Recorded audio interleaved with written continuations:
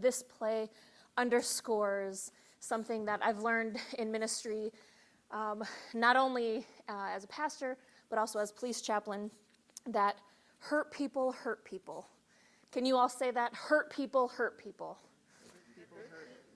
And there is a truth and a subtlety about that, which is certainly evident in this play, but is so true for our city.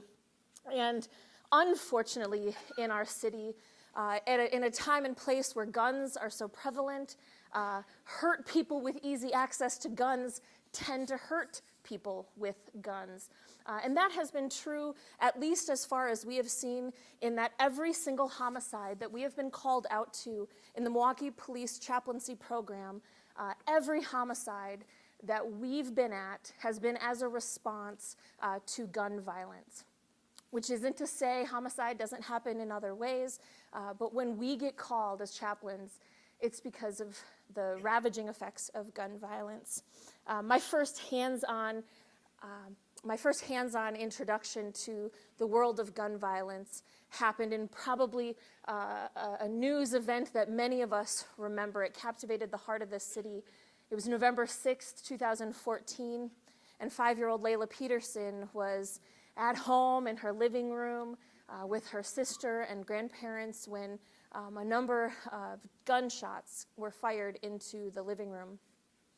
And she lost her life that evening.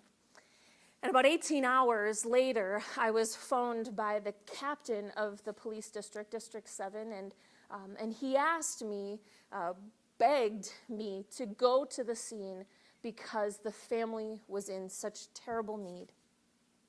And who says no? You can't say no. I'm a pastor in the community involved in the faith-based initiative, and in that neighborhood. I needed to be there. And so I went. And over the next couple of hours, days, weeks, and months, I provided support for that family. And the grief and the trauma were unimaginable.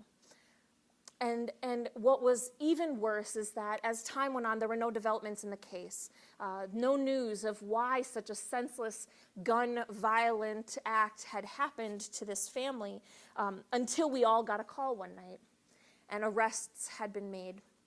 And then the story came out, and the story was even more tragic than we had anticipated. You see, earlier that day, on November 6th, the family and friends of Terriante Henry Boston waited in the courthouse as a jury deliberated on a verdict for Jaquan Howard, the accused of killing Mr. Boston. And when the verdict came back not guilty, close friends of his, Arliss Gordon and Carl Barrett, allegedly set out in revenge to shoot up the Howards' house, according to the criminal complaint on file.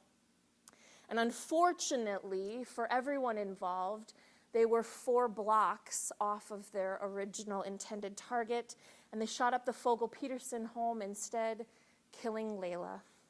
More blood, more violence, more death. Hurt people hurt people.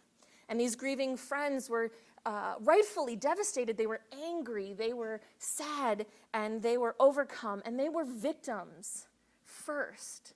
Victims of gun violence who turned to becoming perpetrators of violence. And it happened in our play. Caroline Cahill and Andy's son Robbie, they hurt others.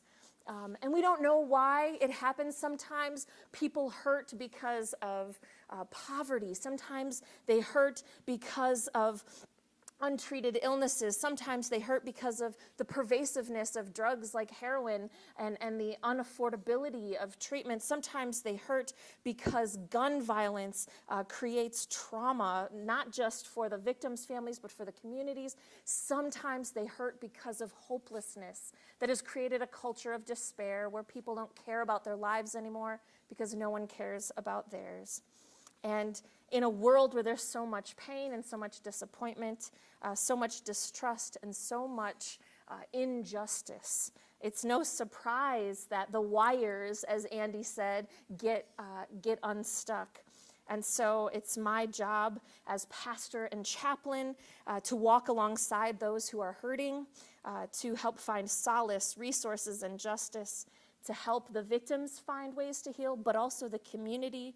And even though it's only one small piece of the puzzle, we need to address the hurt, the systemic hurts. We all do. The hurts of poverty, the hurts of a criminal justice system that is broken, the hurts of fair wages, the hurts of mental illness. We need to address all these hurts and the means that we use to find ways to hurt each other, namely easy access to guns. And when we address all of that, maybe we can stop the hurting people from hurting people, because we can't stand idly by while we watch others suffer and hurt people. So I hope this play helps inspire us all to be a part of that. Thank you, Pastor, very much. Let's give her a round of applause.